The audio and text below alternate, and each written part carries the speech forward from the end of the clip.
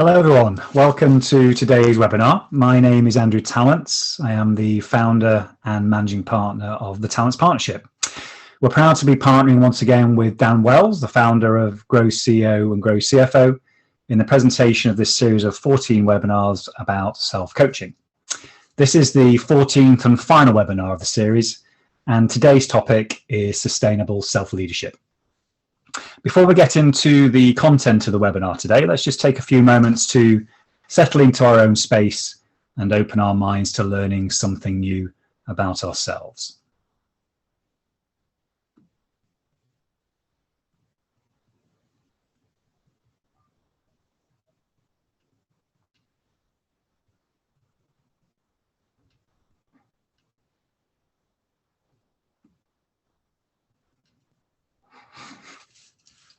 Just trying to remove those distractions and anything that might affect your focus today. I want you to make sure you get the most out of the session.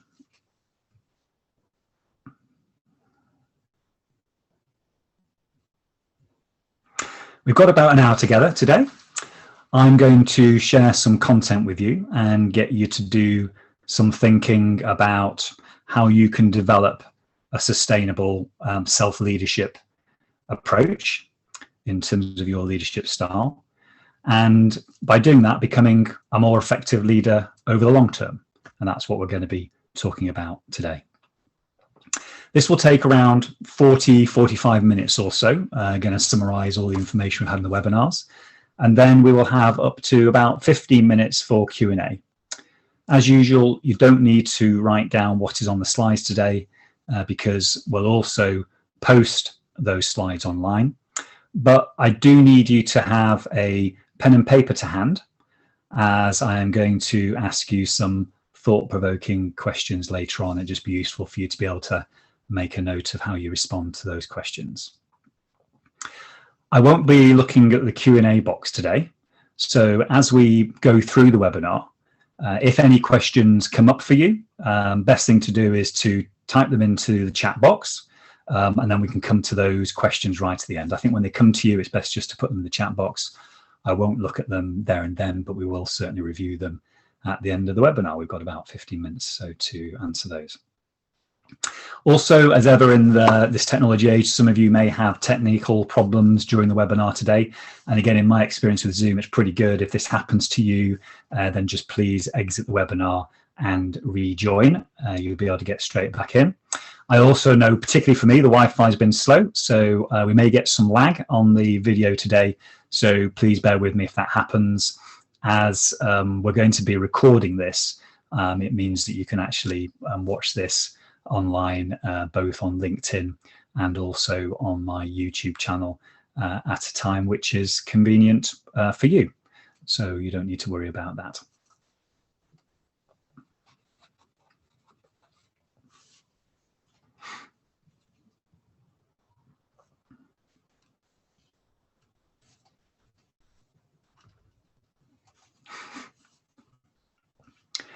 So over the 14 webinars, this is the 14th one, we have been exploring some different aspects of self-coaching. In previous webinars, we've explored the importance of self-leadership, the question, who am I? And we've also explored the question, why am I here? We've talked about the concept of essentialism, the disciplined pursuit of less, and how we can build our resilience over time. We have explored the importance of building our emotional intelligence and how building trust in our key relationships can help us become more successful over time. We've also explored how important key stakeholder management is to a leader's success. And we've learned how to hold ourselves and others to account more effectively. We've learned about becoming more aware of our self-limiting beliefs and how to manage them more effectively. And we have explored the importance of creating space in becoming more effective as a leader. We have learned about how we can become more effective in developing a coaching leadership style with our teams. And last time we were together, we explored how we can all contribute to developing coaching cultures within the organizations that we serve and lead. If you didn't manage to see those webinars, you can watch them on my YouTube channel. Just type in Andrew Tallents into YouTube and you should be able to find them. I'm very fortunate to be able to coach ambitious leaders all over the world to help them fulfill their potential and be successful in life. And in our coaching sessions, we explore many of the issues on this slide to enable a leader to learn how to start self-coaching over time so that they can sustain their success in the long term. So briefly, let's explore what self-coaching is. According to the International Coach Federation, coaching is defined as a partnership with clients in a thought-provoking and creative process that inspires them to maximize their personal and professional potential. Although the concept of coaching stretches back to when Socrates was around, in modern times, coaching has played a critical role in sports such as tennis, cycling, and football. But it was Tim Gallwey and Sir John Whitmore who took the movement of coaching from the sporting arena into the business world in the early 1970s. Tim Gallwey, who was coaching tennis students at the time, began to notice that what was going on in the mind of his students was actually hindering their learning. He started experimenting with ways of helping players learn by developing their awareness of the way they moved and hit the ball, not by specific instruction. He gave it the term the inner game and published his initial findings in the inner game of tennis in 1974. Later that decade, Sir John Whitmore realized that these principles could be applied to business. He continued his research, and in 1992 he published this book, Coaching for Performance. The principles of this book are still used extensively in businesses today. And my day-to-day coaching style is based on both Gallwey and Whitmore's approach. And it's focused on enabling the leader to become more self-aware of how they can be more effective in their personal life, their current role, and their career management. During my coaching sessions with my clients, we identify ways that the leader can take their learning into everyday situations. Specifically, they learn how to coach themselves in key moments in relation to decision-making and relationship building. I'm enabling the leader to self-coach so that over time they don't need to spend as much time with me. We define self-coaching as the process of leading one's own personal development through self-leadership and the support of others to help maximize their personal and professional potential. Through self-coaching, once you've decided that you are going to lead yourself first and you have worked out who you are and accepting of who you are, and you have worked out your true purpose in life and why you are here, and then you commit to an essentialist life, enabling you to really focus on those tasks and relationships that enable you to fulfill your purpose. You are then in a position to learn how to build your resilience over time. And as you do this, you can become more effective at managing your emotions, and you can choose to react in the most appropriate way as events unfold around you. As you continue on your self-coaching journey, you learn how to build a trust with key stakeholders and hold yourselves and others to account to influence your future success. You learn the importance of managing your own self-limiting beliefs to ensure you make the most of opportunities that are presented to you and build your courage in your day-to-day decision-making. You also learn the importance of creating space in your day to think and be rather than just do. Over time, you learn how to develop teams more effectively by developing a coaching leadership style. And towards the end of all of my engagements with my clients, we discuss the concept of extending the coaching philosophy across the whole organization they serve and how they can work towards the creation of a coaching culture throughout the organization. I tend to work with leaders at 3 different stages of their career. They can be either newly appointed into an exciting leadership role. They may be being successful in their current role and want to move up through the gears to achieve even more, or they are lost in their current role and can't work out why they are lost. In any of these stages, it is critical to focus on sustainable self-leadership to ensure that the leader maintains the focus on what is important to deliver their future success. But how does a leader work out where to focus their energies in relation to self-coaching? The first thing I often ask any new client to do is a short self-assessment on how they rate themselves in each of the self-coaching areas. I would like all of you now to do this with me as we go along so that you can raise your own self-awareness of which areas may need some attention. So I just need you to have a pen and paper to hand as we go through this. The first area we'll explore is the concept of self-leadership. We look at the language of the leader. Is the leader blaming the team for poor performance? Or are they taking full responsibility for the way they are leading the team? Will the leader decide whether they are prepared to lead themselves first? Will the leader look at their key relationships?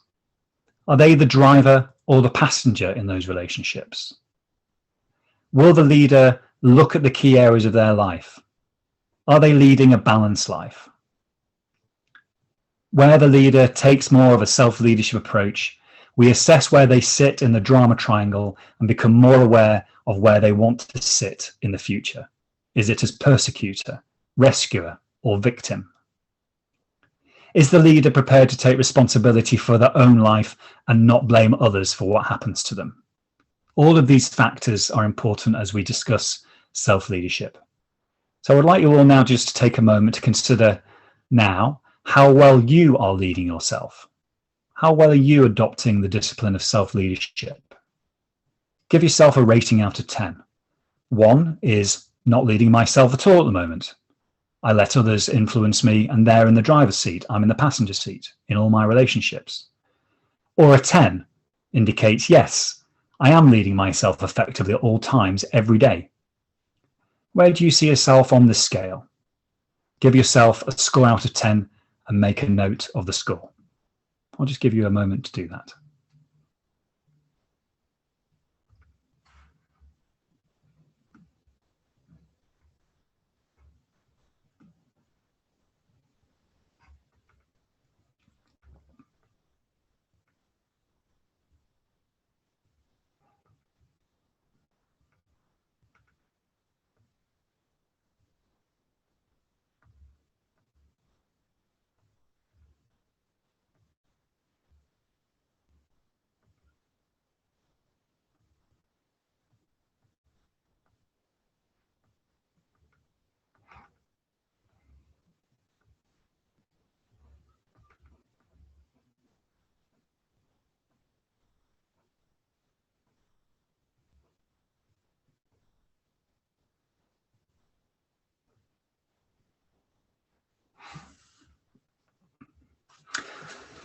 The second area we explore is how well the leader really knows who they are. Many leaders change their behaviors and personalities over time to adjust to their new environments and work and home, and some leaders lose sight of who they really are over time. This leads to a lack of authenticity. I ask the leader to decide whether they are prepared to learn about who they really are. Sometimes this can be quite emotionally disturbing. I encourage them to look deep within themselves and explore any trauma that might exist. Looking at the various psychometric and value-metric tools out there can help the leader to connect more deeply to who they really are. I ask them to look at the key areas of their life. Are they being authentic in all areas? When can't they just be themselves? I ask the leader to practice self-leadership and build their emotional intelligence to become more connected with their feelings and emotions. I encourage the leader to ask for feedback when they change behaviors in key relationships and become more of who they are. Taking all these into account, again, I'd like you to just take a moment to rate yourself out of 10 in terms of how well you understand who you really are. 1 indicates that you've lost all sense of who you are. You don't really know who you are. Your friends don't know who you are. 10 is that you know yourself completely and that you're authentic in all your relationships all of the time. Please give yourself a score out of 10 now and make a note of this. I'll just give you a moment.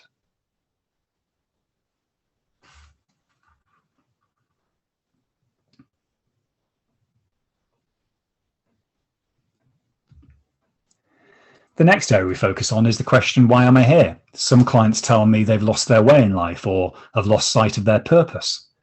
We get creative together and use photographs or images to help the leader articulate a compelling vision about their own future.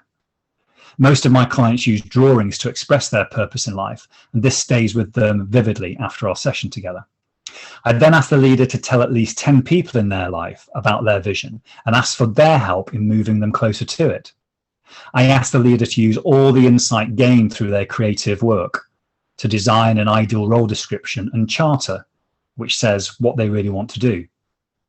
We then compare the ideal role and charter with their current role, and I encourage the leader to tell their current organization, if appropriate, what their vision is and ask for helping in achieving it in their current organization. If the ideal role does not exist within their current organization, I encourage them to build a succession plan and tell the external market about their own vision, about what they want to achieve going forward. Some leaders in transition and between roles can take the same approach and go to the external market with their own vision, with clarity and conviction. The ideal role that gives you purpose in life exists out there. You just need to go and find it, either within your current organization or in a new one. I would like you all now to take a moment to think about why you are here. Give yourself a rating between 1 and 10, depending on how clear you are on why you are here.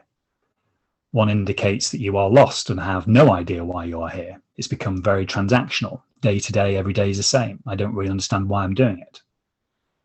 A score of 10 indicates that you have clear purpose in your life and have found ways to live it every day. Think about where you are on the scale and make a note of your score.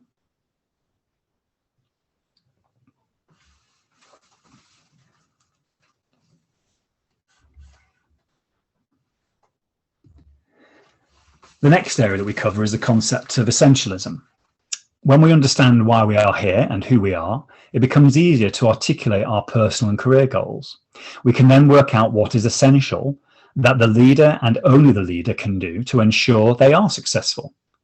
The leader can then focus on the tasks and relationships that are only essential. More importantly, over time, they can remove the non-essential tasks from their everyday lives.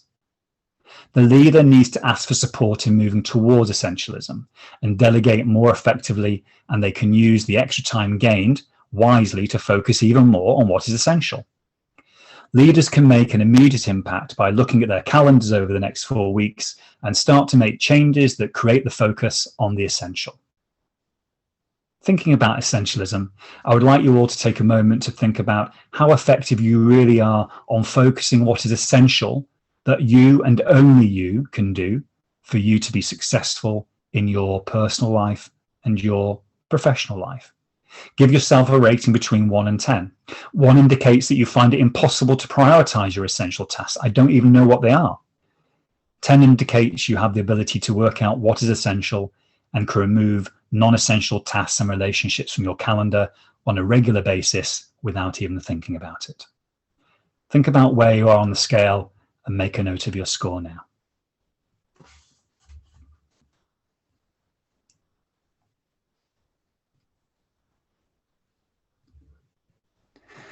The next area we focus on is resilience.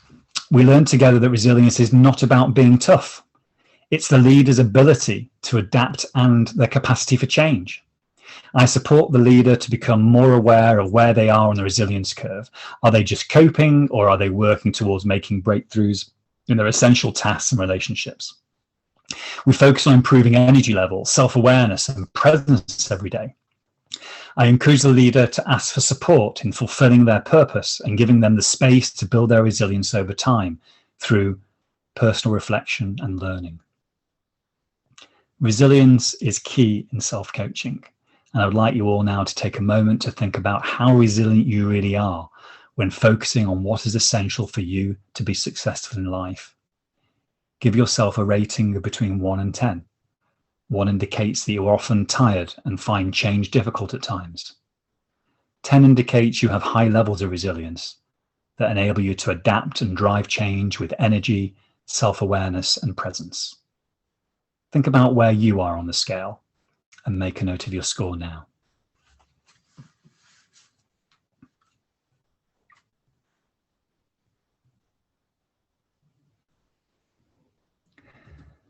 The next area we focus on is emotional intelligence. We learned that EI is the ability to manage ourselves and our relationships effectively over time.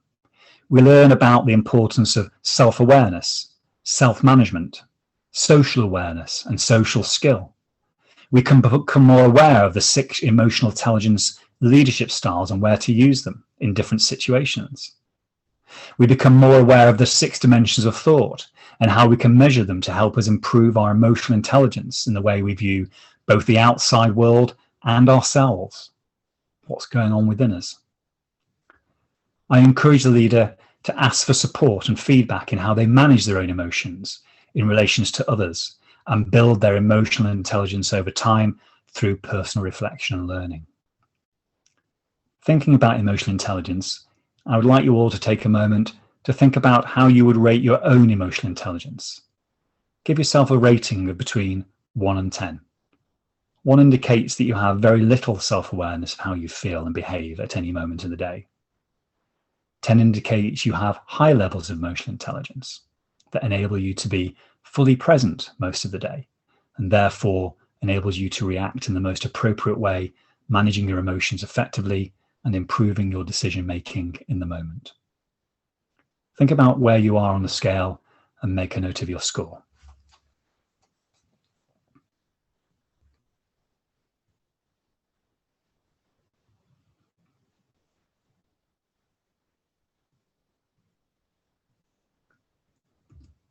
The next area we focus on is trust. We learn together that trust is the glue of life. We learn that to build trust, we must become trustworthy. We cannot make others trust us. Using the Lencioni 5 dysfunctions of a team model and Blakey's 9 habits of trust model, we can become more aware of trust levels and build trust with others more effectively. Together, we work on building new habits of trust every day. I encourage the leader to ask for support and feedback in how they build trust with others and assess the strength of their relationships over time. Trust is critical to building self-leadership and self-coaching into your everyday life. I would like you all now to take a moment to think about how much others really trust you. Give yourself a rating of between 1 and 10. 1 indicates that it seems to you that others find it difficult to trust you, and maybe they don't give you the responsibility and freedom you think you deserve.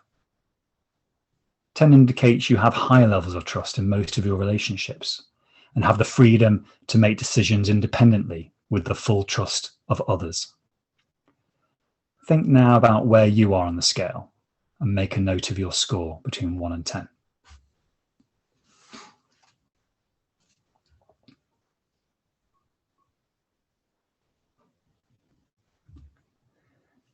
The next area we focus on is stakeholder relationships. We learn that it is not always clear who our key stakeholders are. We need to think hard about who they are and start to build strong relationships with them. We need to create time to review our relationships and spend time within them so we can understand them more effectively. We can use a creative approach called stakeholder mapping to focus our attention on the trust that exists in our key relationships today and where does it need to be. I encourage the leader to ask for support from their stakeholders and assess the strength of their relationships and how that moves over time. Stakeholder relationship development is key to self-leadership. I would like you all now to take a moment to think about how effective you are at managing your key stakeholder relationships. Give yourself a rating between 1 and 10. 1 indicates that you are not sure who your wider key stakeholders are.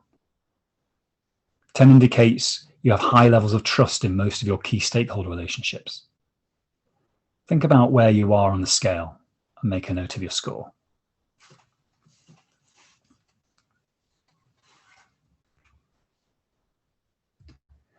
The next area we focus on is managing our self-limiting beliefs. This is often a difficult subject to talk about with leaders, as it usually involves exploring many of our fears. Many leaders have experienced some kind of trauma in their lives, and it is this trauma which drives them to succeed. But it can also get in the way of becoming more high-performing. When working with leaders, we explore the reasons it is not easy to become self-aware of our self-limiting beliefs. We work on becoming more aware of what is actually holding the leader back. We look for evidence supporting and working against their beliefs, and I encourage the leader to ask for feedback on this. We create a list of fears and associated behaviours and outcomes that enable us to rationalise some of their deepest fears. I then work with the leader to commit to practicing changes in their behaviour to overcome their fears and ask for help in the process. Self-limiting beliefs do get in the way of us being able to lead ourselves effectively and self-coach. I would like you all to take a moment to think about how effective you are at facing and overcoming your fears and your self-limiting beliefs. Give yourself a rating between 1 and 10. 1 indicates that you are not aware of your self-limiting beliefs, or if you are, you choose not to try and face them. 10 indicates that you have high awareness of your self-limiting beliefs and fears and have a plan to help you overcome them over time with support. Think about where you are on the scale and make a note of your score.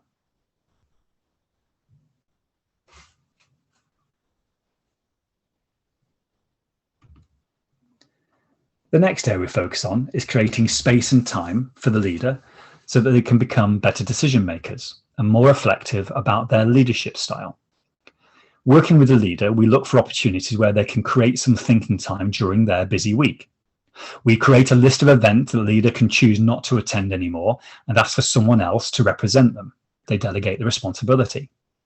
We think about the 4 types of space that the leader can create: creating space to think, creating space to connect, creating space to do, and creating space to be, using mindfulness and meditation in creating space to be. I then ask the leader to think about how they can create a culture that promotes time to think for everybody, Nancy Klein's ideas. And I encourage the leader to ask others to support them as they practice changing their behaviours and creating space and time. I find that many leaders really struggle with this element of self-leadership and coaching. So I'd like you to take a moment to think now about how effective you are at creating space for yourself to become more effective as a leader.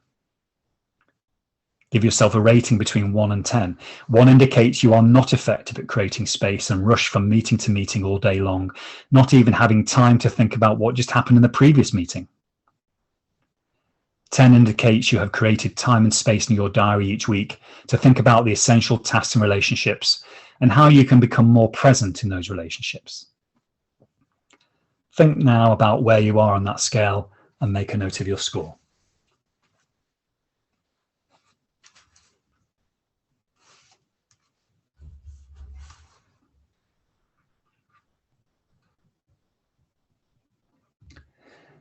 The next area we focus on is how effective the leader adopts a coaching leadership style with the teams that they lead. We learn together that it is not easy to develop a coaching leadership style. I enable the leaders become much more aware of how they currently lead their team.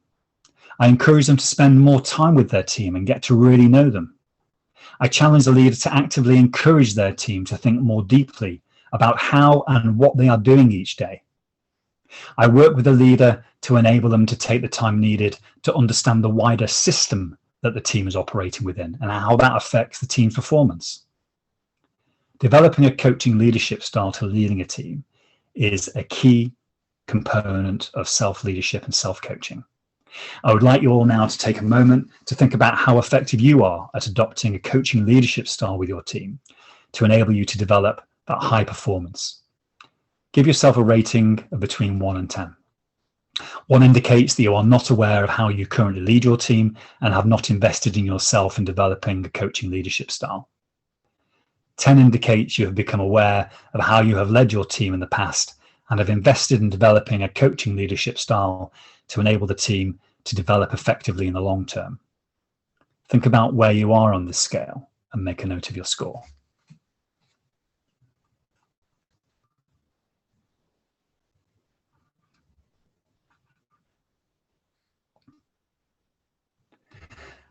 The final area we focus on is the leader's ability to develop a coaching culture within the organisation they lead or serve. First of all, we learn together that it is not easy to develop a coaching culture. I encourage the leader to role model a coaching leadership style across their own organisation. I support the leader in identifying the best way to train their employees so that they feel more confident in coaching their own teams. And I work with the leader so they can encourage their employees to contribute to developing a deliberately developmental organisation where there are opportunities to challenge themselves every day.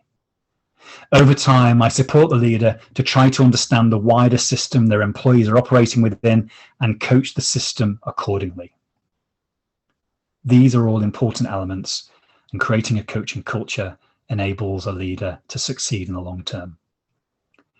I would like you all now to take a moment to think about how effective you are at contributing to developing a coaching culture in any of the organizations you serve or lead. It could be a community organization, could be a local organization, could be your own organization, but give yourself a rating between 1 and 10, where 1 indicates that you are not aware of how to create a coaching culture, and 10 indicates you've become more aware of how to create a coaching culture and have already started to train your employees in how to become a better leader by using a coaching leadership style.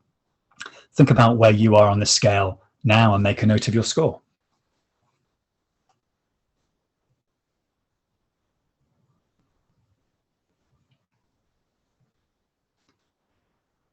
Once I have covered all of these key areas with a leader, they are in a better position to know where they should invest their time in their self-coaching journey. However, to invest in these areas calls for personal accountability, and I want to spend a little bit of time now talking about this. When a leader I am working with has identified their strongest and weakest self-coaching areas, I encourage them to do 2 things. Firstly, with their strengths, I encourage them to continue using these self-coaching tools in everyday life to inspire others within their organization to help change their own behaviors and develop self-coaching skills in those areas. Secondly, I work with the leader to help them develop a plan to work on their weakest areas. With every plan I help to develop, accountability is a key component in the leader being able to self-coach in that area in the long term. I would like you now to take a quick look at your own scores that you've written down against each of the self-coaching areas. Which are your strongest scores? Which are your weakest scores? Have a look at the weakest ones. Which one do you really want to work on and develop in the coming weeks and months? How can you continue to use the strengths that you have in terms of your self-coaching areas to develop further and encourage others to develop? On the areas that you're weakest and you're going to work on, how are you going to hold yourself to account when working in these areas? Just take a moment now to think of that and maybe pick 1 or 2 strength areas and maybe 1 weak area that you're really curious about improving in.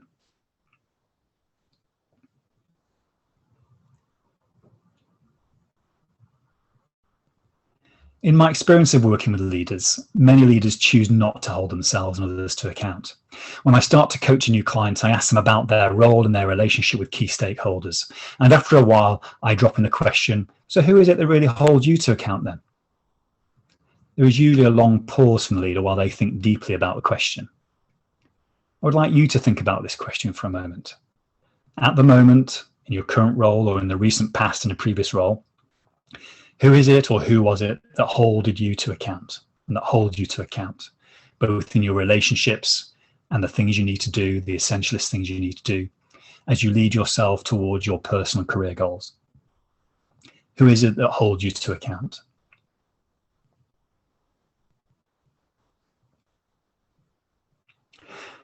Without exception, every single client I have ever worked with has answered, "It's me. I hold myself to account. Nobody else does."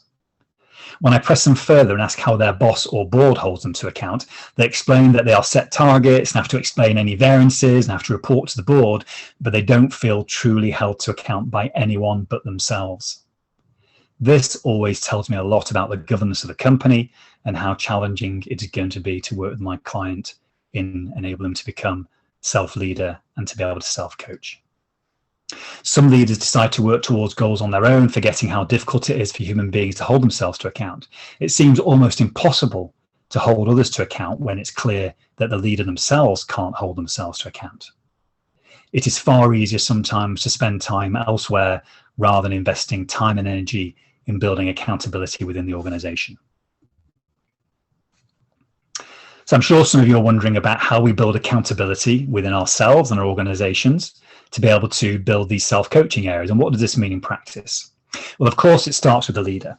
They need to be able to demonstrate that they will do what they say they will do within the timescales they've committed to.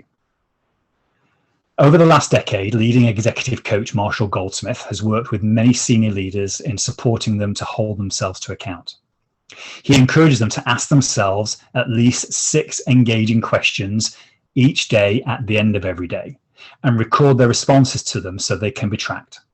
He also encourages them to relay their scores to a key stakeholder who invested in the individual who has agreed to help hold them to account. In his experience, dropping them an email or calling them at the end of the day or week just to relay the scores helps to keep the leader accountable. It's somebody that they know is actually interested.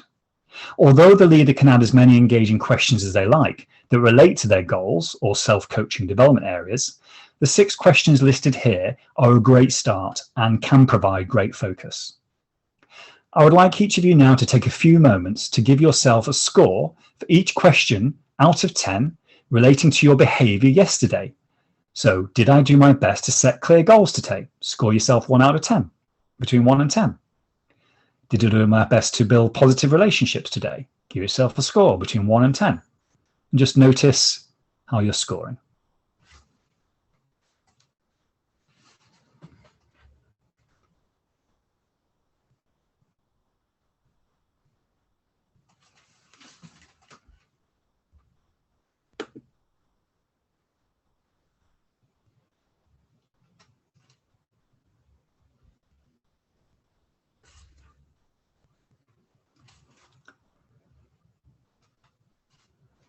Now think about someone that you could share your scores with today or tomorrow and consider letting them know what you want your score to be in the future. By regularly sharing how you are trying to keep your commitments, you are changing your habits over time and more likely to become more accountable for your own actions. Here's an example grid that a leader has completed in relation to their engaging questions and how the scores have moved throughout the week.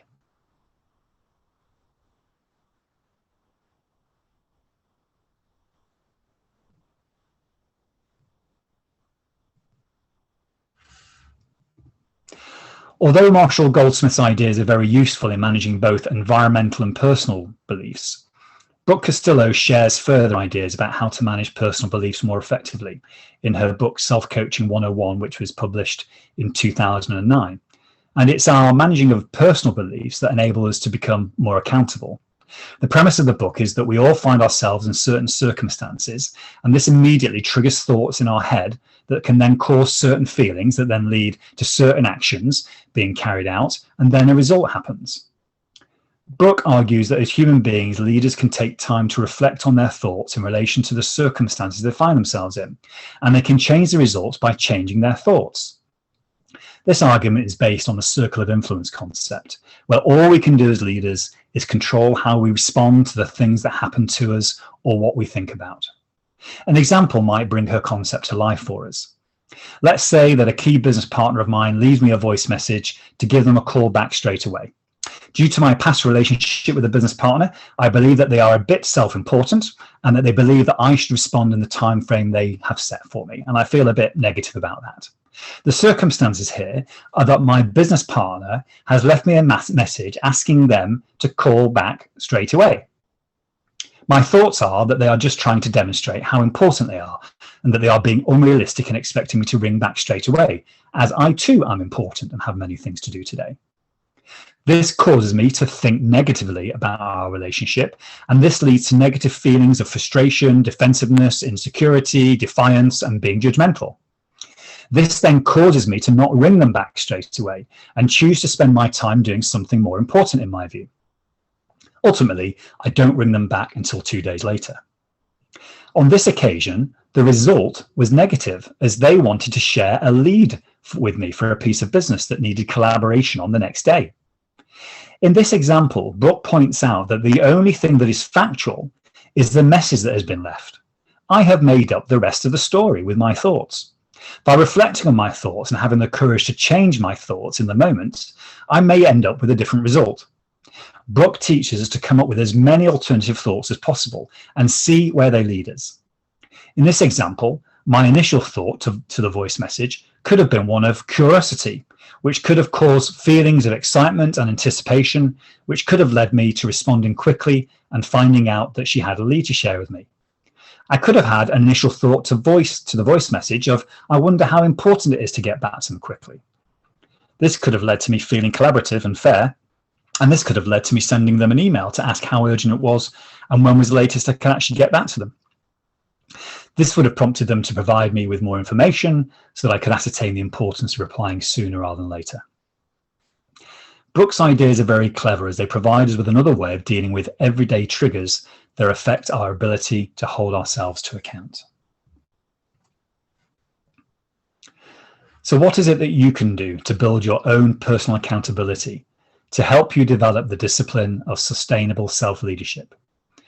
The journey to personal accountability is a long and challenging adventure. There will be times when you feel you are making breakthroughs, and then the next day you are back to old habits. This is normal for all of us, and it takes time to develop accountability. It starts with us, and then once we start role modeling the right behaviors, we can support others who want to hold themselves accountable too. Over time, each team member in our teams can learn how to support each other, and team accountability improves. So I'd like you to take a moment now to think about the next couple of weeks in your life. Look for opportunities where you can create some thinking time. Create a list of engaging questions for yourself, either using the questions I have suggested, or ideally building on some questions that help hold you to account in some of your weakest self-coaching areas where you would like to develop. Think about the actions that might be needed for you to hold yourself to account. Think about your key stakeholder relationships. Who can help hold you to account? Ask others to support you as you practice holding yourself to account, because it isn't easy.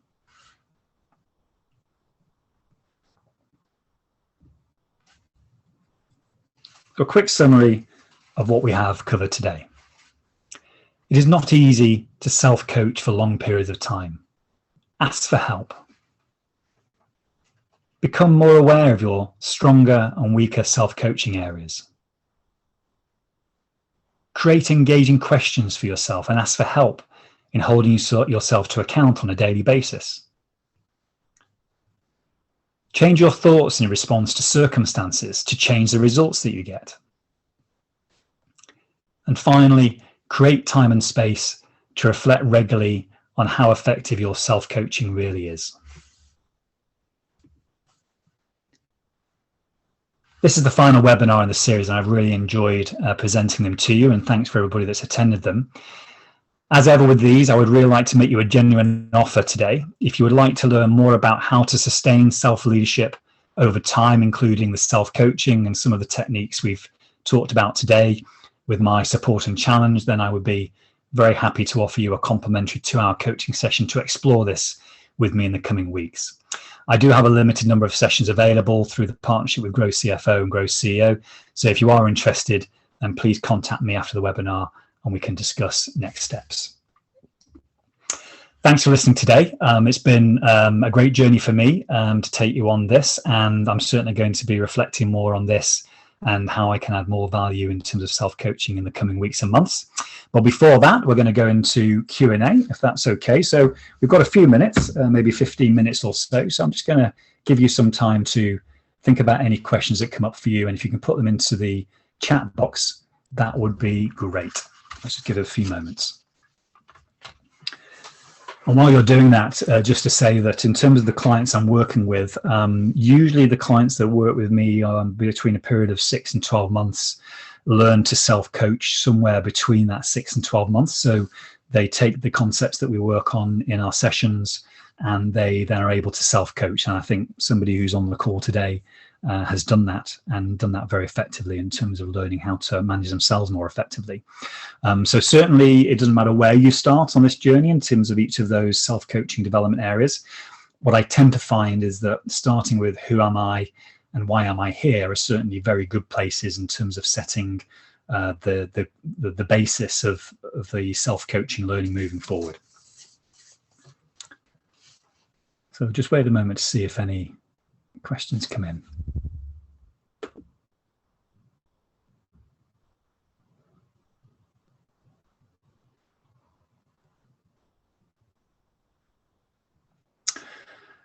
A question has come in, very informative. How can we best work on addressing our self-limiting beliefs?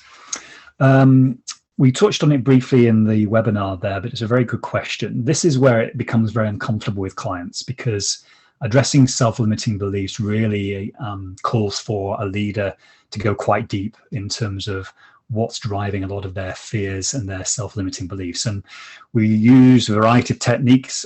We use Gestalt coaching, which enables one to go deep within themselves to really understand where the fear is coming from.